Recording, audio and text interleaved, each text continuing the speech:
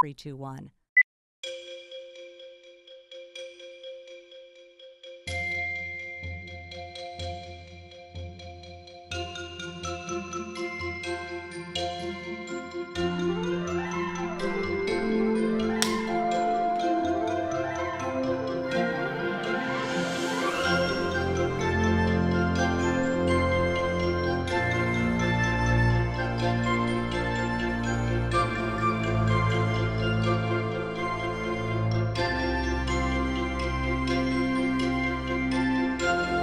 From Chicago, this is the Autism Channel World News with Roger Badish.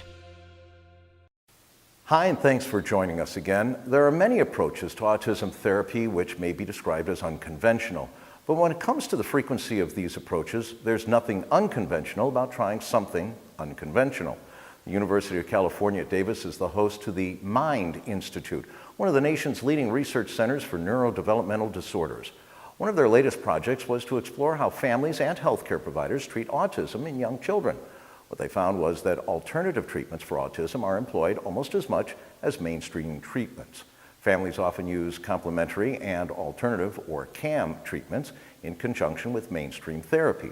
What's more, those who most often synthesize the two approaches are families with higher levels of education and income. So what constitutes CAM? Well, anything from meditation to alternative diets to neurofeedback. But some alternative therapies are known to carry serious health risks, such as heavy metal chelation, B12 injections, or hyperbaric oxygen chambers. Fortunately, however, researchers did not come across many families who were potentially endangering their children. According to one of the study's co-authors, quote, "We were pleased to find that most families utilizing CAM therapies were choosing ones that were low risk." The study, published in the Journal of Behavioral and Developmental Pediatrics, studied families in the Northern California region that UC Davis calls home. The state of Michigan continues to garner publicity for its progressive approaches to autism services in mainstream public schools. Throughout the mid-Michigan region, centered on the state capital of Lansing, high schools are featuring the LINKS program. This allows students to act as one-on-one teaching assistants for students with autism.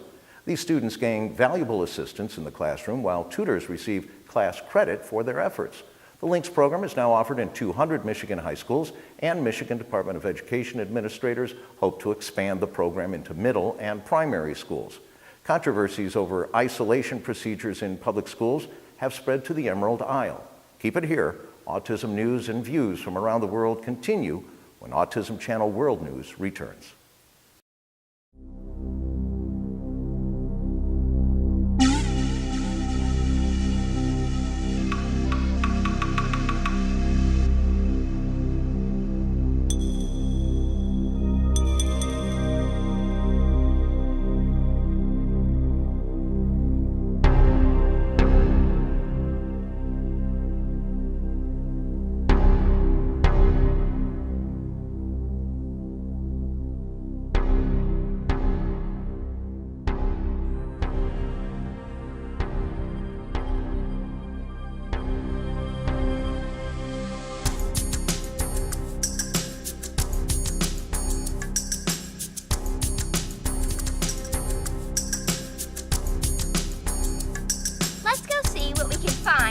Or track out of nature.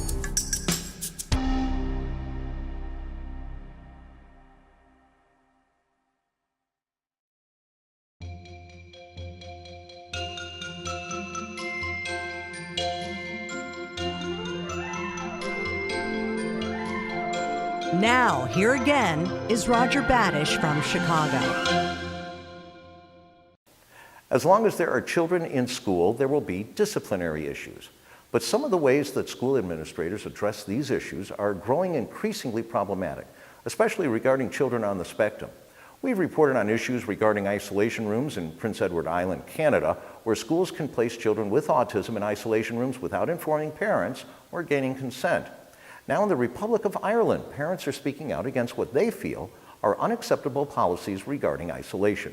According to Irish publication, the journal.ie, Irish schools are locking children with autism in small and unsupervised isolation rooms for up to 5 hours on end.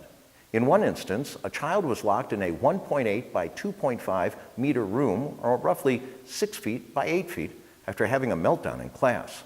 The boy then reportedly attempted to break out of the room by smashing the window. The child's parent arrived at the school to find the child locked in the room and bleeding from broken glass. Parents are petitioning Ireland's Department of Education to ban the practice in favor of a safer and more constructive approach. And finally, one writer with autism is getting a much-needed boost in honing her literary skills. For combining her studies with community service, Lydia Wayman is the recipient of the Making a Difference for Autism Scholarship. The scholarship, offered by the New Jersey not-for-profit KFM Making a Difference, helps students on the autism spectrum attend college. Lydia, a native of Allison Park, Pennsylvania, plans to graduate from Southern New Hampshire University with a Master's of Fine Arts in English. The scholarship and its foundation are spearheaded by Perry Magro, a young adult on the spectrum who graduated from Seton Hall University en route to a career in motivational speaking. And that's the latest from the Autism Channel World News headquarters in Chicago. I'm Roger Banish. We really appreciate you spending time with us, and we'll see you next time.